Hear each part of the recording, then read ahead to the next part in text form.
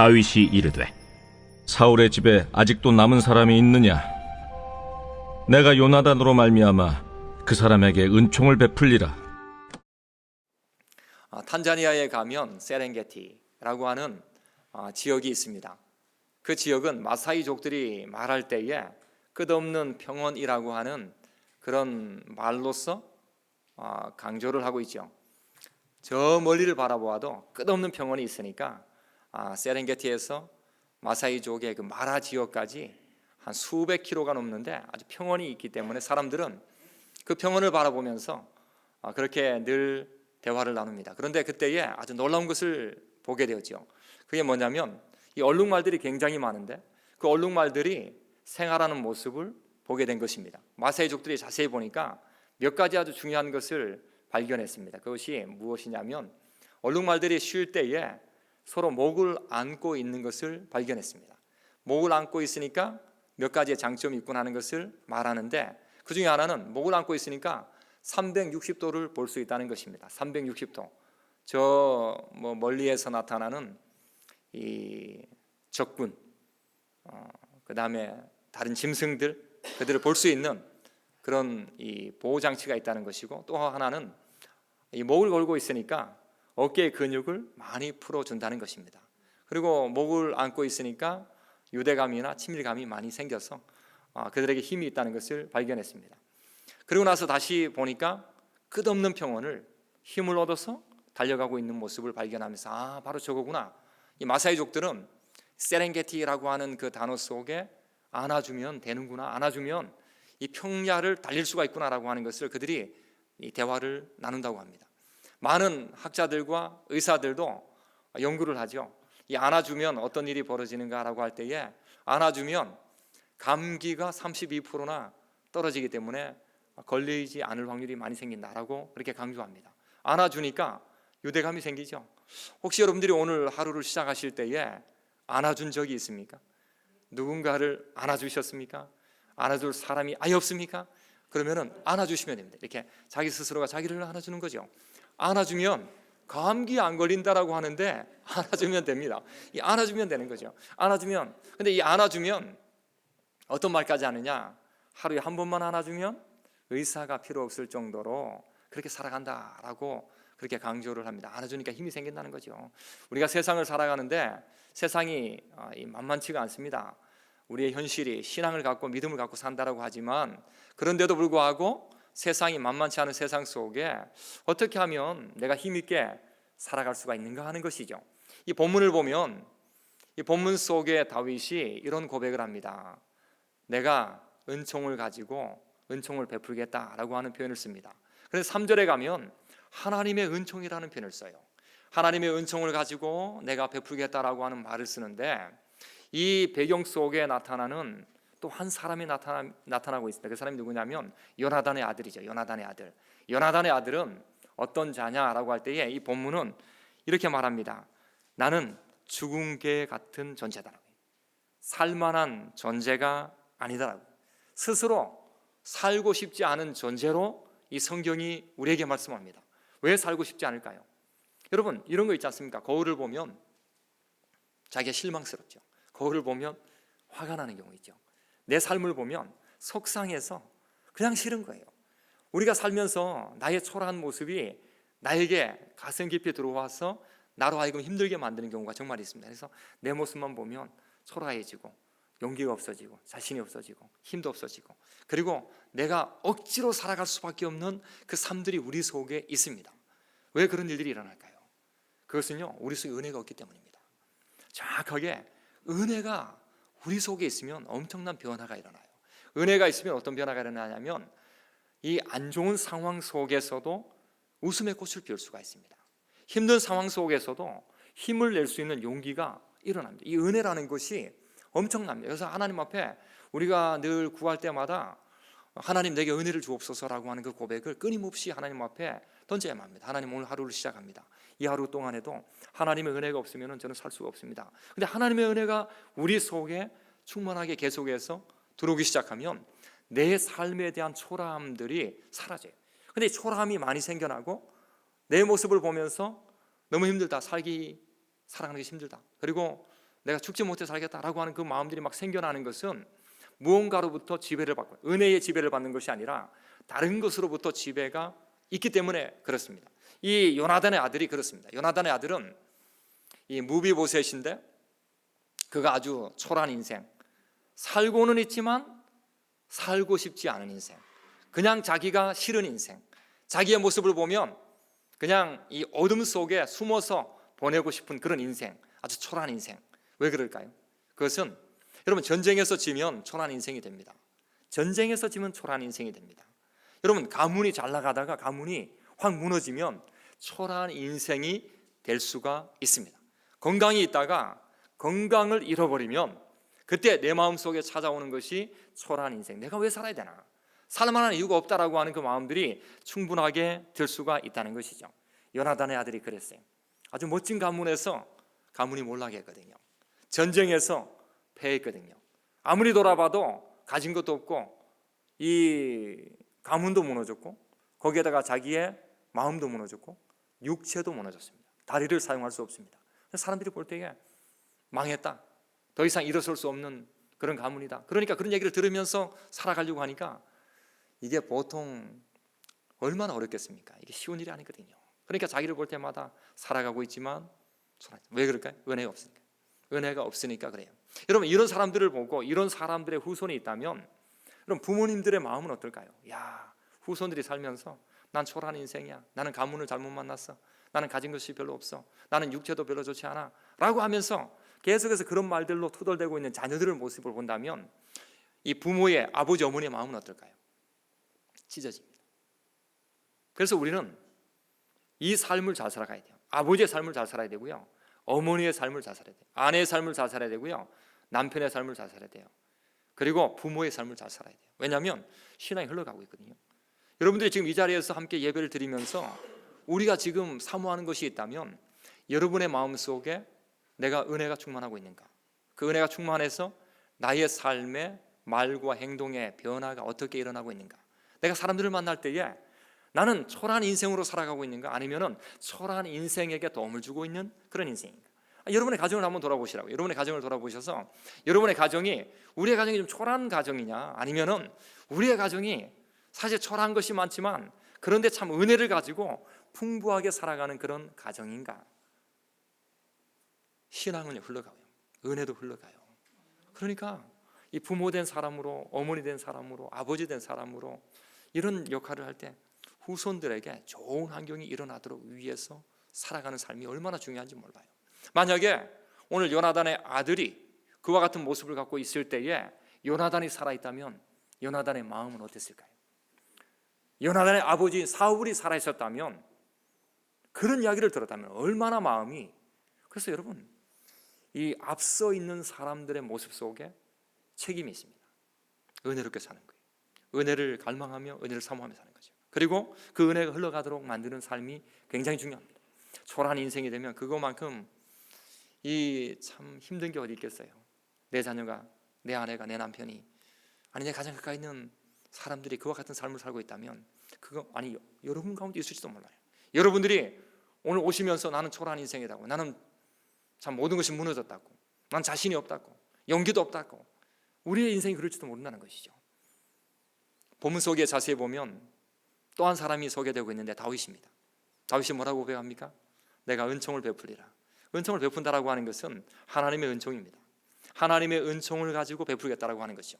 이 은총을 베푼다라고 하는 것에는 흘러가는 거니까, 흘러가는 거. 은총을 흘러가는 거. 흘러간다는 건 다 덮어버려요. 이 덮는다는 것은 알아주는 거예요. 그 하나님의 은혜를 통해서 내가 그것을 덮고 안아주겠다라고 하는 그 개념이 그 속에 들어가 있습니다. 근데 여러분 아무나 안아줄 수가 있습니까? 안아주는 사람이 안아줍니다. 웃는 사람은요 웃기 때문에 웃음을 전달해 주는 거예요. 근데 웃지 않는 사람은 웃음을 전달할 수가 없습니다. 안아주는 사람은 안아본 경험과 삶을 시작했기 때문에 안아주는 마음이 생기는 거죠. 근데 은총을 베풀 때에 안아주는 것은요 은혜를 아는 사람만이 그 은혜를 통해서 안아줘요. 은혜를 모르면 안아줄 수가 없어요. 제가 저희 그 교회에 그런 사건이 한 번 있었습니다. 어느 순간에 이 추운 날씨에 아주 얼마 전의 이야기인데요, 저희 교회에 그 어떤 젊은 학생이 쪼그리고 앉아서 새벽에 화장실에 잠을 자고 있는 것을 발견했어요. 그래서 거기 추우니까 새벽 예배를 드리는 그 공간에 와서 함께 예배 드리고 조금 자다 가거라 이렇게 얘기하고 나서 근데 예배를 드리는 모습을 보니까 예배를 드려본 것 같아요. 딱 보니까. 그리고 밤새 화장실에 있었으니까 얼마나 추웠겠어요. 그런데 피곤하니까 말씀을 전하는데 졸고 있는 모습을 제가 보았죠. 그리고 나서 이제 저희 교육자가 목사님 어떻게 할까요? 뭐 보낼까요? 뭐 이렇게 아니야, 그럴 필요 없다고. 내가 알아서 처리할 테니까 다 퇴근하고 다 집에 가거라 하고 나서 저도 계속 앉아서 기도했죠. 8시까지 앉아서 저기 자고 있는데 8시까지 앉아서 아침 새벽에 6시 반에 갈 데가 없잖아요. 그러니까 좀 자더라도 따뜻한 곳에 자고, 그리고 내가 국밥 한 그릇 대접해야겠다 생각하고 나서 한 8시에 가서 여기서 국밥을 한 그릇 대접을 했죠. 대접을 하고 나서 이런저런 얘기를 나누는데 미국에서 공부를 했더라고요. 미국에서. 그러니까 30대 한 중반 정도 딱 되는데 미국에서 공부했죠. 그리고 미국에서 석사를 공부했죠. 그리고 한국에 와서 박사 과정 중에 그리고 부모님이 또 의사시죠. 아주 훌륭한 그런 가문인데 그 아이의 마음속에 뭐가 들어왔느냐, 내가 살아가는 이유를 모르겠다. 내가 살아가는 이유를 모르겠다. 그래서 그날 밤에 하염없이 걷다 보니까 저희 교회까지 왔는 거예요. 저희 교회 화장실에 와서 쪼그리고 앉아가지고 졸다가 그러고 나서 예배를 드렸는데, 내가 이제 국밥을 사주고 나서 힘을 내라고, 젊지 않냐고. 그리고 내가 보니까 교회를 다니는 부모님이 계시는데 믿음을 갖고 다시 하면 된다고, 용기를 가져라 하고 나서 국밥을 보냈어요. 근데 그 다음날 어머니가 전화가 왔는 거죠. 전화가 와서 너무 감사하다고, 목사님 찾아뵙고 싶다고, 올 필요 없다고. 근데 오셨어요. 와가지고 이런저런 이야기를 하는데 그날 밤에 자기 아이가 나갈 때 거의 자살할 것 같은 마음이 부모 마음에 들었다는 거예요. 그런데 그 다음날에 교회에서 따뜻하게 국밥 사주고 따뜻한 공간에 잠도 재워주고, 그것을 이 아이가 부모에게 얘기하면서 어떻게 보면 그 순간이 우리 아들이 살아난 제2의 순간이 될 수도 있겠구나 라고 하는 어머니의 눈물이 섞인 그 모습과 그 기도의 모습을 제가 한번 나눈 적이 있습니다. 여러분, 누군가에게 국밥을 한 그릇 사준다, 이런 마음을 갖고 있는 것도 굉장히 중요합니다. 누군가에게 한번 손을 내밀어서 힘을 내라라고 하는 말도 굉장히 중요한 것입니다. 그러나 더 중요한 것이 무엇이냐, 다윗이 고백하고 있는 거예요. 다윗이 무슨 고백하냐, 내가 은총을 베풀겠다, 은총으로 안아준다. 이것은요 그냥 나오는 말이 아닙니다. 하나님의 은혜가 무언가를 매 순간마다 고민하는 사람만이 그 말을 할 수가 있어요. 다윗이 그러면 어떤 은혜를 그때에 고민을 했을까요? 다윗이 이렇게 앉아서 돌아볼 때에 참 자기는 목동이었는데 목동에서 하나님께서 함께 하셨던 그 순간을 잊을 수가 없네요. 그 목동 시절에 역사하셨던 하나님의 은혜가 곳곳에서 계속해서 자기 마음을 울렸던 것을 헤아려 보니까 그게 글이 되고 시가 되고 노래가 되는 것을 자기가 가슴속에 갖고 있었던 거죠. 뿐만 아니라 생사의 갈림길 속에서 하나님께서 역사하셨던 순간이 그에게 얼마나 많이, 그걸 1년, 2년, 3년 아닙니다. 막 10년이 넘게 그런 죽음의 생사의 그 갈림길 속에서 하나님께서 여전히 자기와 함께 했던 것을 그가 고백을 하고 있어요. 그것은 마치 우리가 말할 때에 밤을 새도 이야기의 끝이 없을 정도로 끊임없는 그런 이야기들이 그 속에 있었던 것을 발견하니까 나타나는 것이 무엇입니까? 자기를 왕으로 세우신 하나님의 그 놀라운 역사를 그 속에서도 발견하니까 가슴 속에 이 뭉클함, 은혜, 그리고 감사, 감동, 감격이 끊임없이 창. 여러분, 그래서 내가 은총을 베풀겠다라고 하는 것은요 신앙인들이 정말 많이 쓰는 말이지만, 그러나 그것이 입에서만 나오는 것이 아니라 가슴에서 나올 수 있는 얘기예요. 은혜가 감사로 나타나느냐, 은혜가 감동으로 나타나느냐, 은혜가 우리 삶에 감격이 되고 있느냐라고 하는 거예요. 그렇지 않으면 말로밖에 안 돼요. 아까 권사님께서 기도하셨을 때에 이렇게 수많은 믿음의 사람들이 많다라고 하는데 왜 세상이 그렇게 변화를 일으키는 데는 더디냐? 어떻게 보면은 믿음의 사람이 많다라고 하는 것에는 거짓이 들어갈 수 있기 때문이죠. 말로는 나는 교회 잘 다닙니다, 나는 예수님 믿는 사람입니다, 나는 은혜가 충만한 사람입니다 라고 이 말로는 많이 할 수 있지만, 그러나 정말 가슴 속에서 이 은혜에 대해서 감동과 감사가 일어나고 있는, 여러분, 그런 사람들이 말할 수 있는 것이 무엇입니까? 하나님의 은혜가 흘러갈 줄로 믿습니다. 하나님의 은총이 흘러갈 줄로 믿습니다. 이 다윗의 고백이 일어날 수밖에 없다는 것입니다. 다윗이 그 은혜를 아니까 그 은혜를 흘려보낼 때 아주 구체적으로 은혜를 흘려보냅니다. 어떻게 해요? 여러 가지가 있어요. 하나는 땅입니다. 땅.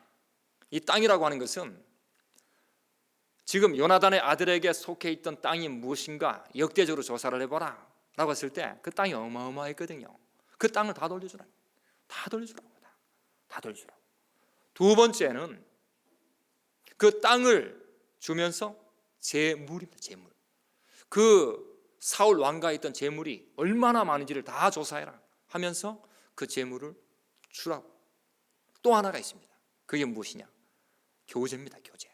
제일 중요한 것은 땅도 중요하고 재물도 중요할 수 있지만 교제라고 하는 것입니다. 그 교제가 무엇이냐? 식탁에 앉아서 나와 함께 식사를 하자꾸나. 여러분, 이것만큼 존귀한 은혜를 전달하는 것이 어디 있습니까? 우리가 하나님의 은혜를 경험한 사람이라면 그 은혜를 기준으로 해서 누군가에게 은혜를 쏟아붓고 전달하는 작업 속에 아주 구체적으로 마음 깊은 곳에서 드러나도록 애를 쓰는 것이 정말 중요합니다. 그냥 모양만 잡는 것이 아닙니다. 가장 깊은 곳에서. 다윗은 내 식탁에서 함께 식사하자. 여러분, 이 말이 무슨 말입니까? 다윗과 함께 했던 수많은 장군도 있고요, 또 자식들도 있고요, 그를 존경하는 수많은 사람들과 함께 식사할 기회가 잘 없을지도 몰라요. 그런데 그때에 그 주어졌던 특권 중에 최고가 무엇입니까? 나와 함께 식사하자. 나와 함께 식탁에 앉아서 교제를 나누자. 가장 존귀한 자리다. 그리고 너는 왕자 중에 왕자같이 내가 너를 대우하겠다. 최고의 특권을 주는 거 아닙니까? 이게 은혜 받은 사람의 모습이에요. 그냥 말로만 던져내는 것이 아니고 삶 속에서 사람들에게 예수 그리스도의 손의 역할이 무엇인가를 그 손을 예수님의 손처럼 전달하는 거죠. 예수님의 가슴이 무엇인가를 내 가슴에다 새겨서 그 가슴을 전달하기 위한 삶을 드러내는 것. 이게 바로 다윗이 보여주는 은혜의 통로의 역할인 것을 우리가 발견합니다. 여러분, 이 말씀을 들으면서 우리는 누구입니까? 여러분은 누구라고 생각을 하고 이 말씀을 듣고 따라오고 계십니까? 성경이 이렇게 말씀합니다. 에베소 2장 4절 이하의 말씀을 보면 긍휼이 풍성하신 하나님이 우리를 사랑하신 그 큰 사랑을 인하여 허물로 죽은 우리를 그리스도와 함께 살리셨고 너희는 은혜로 구원을 받은 것이라. 어마어마한 말씀. 에베소서 이 말씀 그 앞에 읽어보면 우리는 하나님의 원수였습니다. 우리는 진노의 자녀였습니다. 우리는 죽을 수밖에 없는 그런 존재였습니다. 하나님을 만날 수 없는 존재였습니다 라고 말하는데 이 에베소 2장 5절에 가면 예수 그리스도께서 너희를 살리셨고 너희는 그 은혜로 구원을 받은 것이라. 우리는 늘 다윗처럼 살고 싶은 마음을 늘 갖고 있지만 그러나 우리의 존재를 보면 요나단의 아들과도 같은 존재가 우리에게 있음을 고백을 해야만 합니다. 그러면서 하나님의 은혜와 하나님의 은총이 나를 통해서 흘러가도록 만드는 것이 무엇보다 중요한 것이죠. 여러분, 이 다윗은 누구입니까? 다윗은 예수님의 그림자입니다. 다윗이 요나단의 아들을 찾은 것처럼 예수 그리스도께서 우리를 찾으셨습니다. 다윗이 요나단의 아들을 찾아서 그의 삶을 회복을 시켜준 것처럼 예수 그리스도께서는 우리를 찾아서 우리 삶을 회복해 주셨습니다. 다윗이 요나단의 아들을 찾아서 그에게 필요한 모든 것들을 제공하는 것처럼 예수 그리스도께서 우리를 찾아오시고 우리를 회복시키시고 우리에게 필요한 모든 것들을 제공해 주십니다. 뿐만 아닙니다. 다윗이 요나단의 아들과 함께 깊은 교제를 나누며 최고의 특권을 준 것처럼 예수 그리스도께서 우리를 찾아오시고 회복시키시고 필요한 것을 제공해 주시면서 우리와 매 순간마다 교제하기를 원하십니다. 여러분 속에 은혜가 흘러가고 있습니까? 이 은혜가 끊임없이 흘러가도록 하나님 앞에 기도하는 것이 정말 중요합니다. 은총을 받은 사람의 손은 달라집니다. 은총을 받은 사람의 손은 희망의 손이 됩니다. 은총을 받은 사람의 이 발은 영혼 사랑의 구원의 놀라운 역사의 치료가 됩니다. 은총을 받은 사람의 삶은요, 희망의 노래를 부를 수 있는 삶이 된다는 것이죠. 세상이 힘들다라고 말합니다. 사는 것이 어렵다라고 말합니다. 교회도 정말 힘들다라고 말합니다. 그런데요, 은혜 받은 사람은 다릅니다. 은혜 받은 사람 있는 가정은 달라요. 은혜 받은 직원 있는 그 회사는 다릅니다. 은혜 받은 사람이 있는 그 교회는 달라질 수가 있습니다.